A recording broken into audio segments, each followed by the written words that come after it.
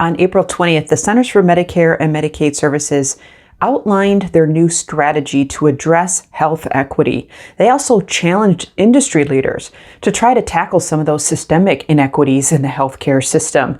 CMS says the strategy demonstrates the administration's ongoing efforts to provide high-quality, affordable health care for all people, regardless of background. And they want to drive health equity through the entire Department of Health and Human Services.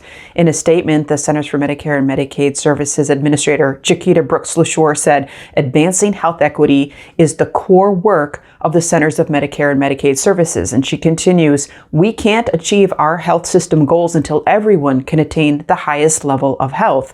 Health equity will be embedded within the DNA of CMS and serve as the lens through which we view all of our work. And she concludes, our vision is clear and our goal is straightforward. We will not stop until every person has a fair and just opportunity to attain their optimal health.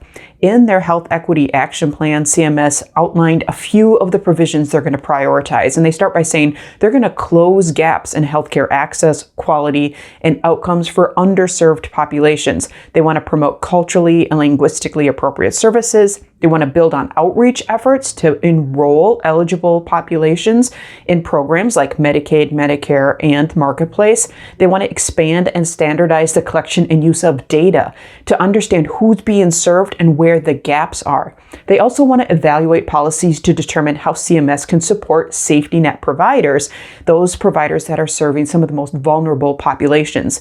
They want to ensure engagement with and accountability to the community served by CMS, incorporate screenings, and promote broader access to health-related social needs, ensure that CMS programs serve as a model and catalyst to advance health equity through our nation's healthcare system, and finally, promote the highest quality outcomes and safest care for all people. But like we said, they don't want to just do this within the agency itself. They are challenging industry leaders to do the same. CMS says they're going to be encouraging healthcare leaders to make commitments to advance health equity.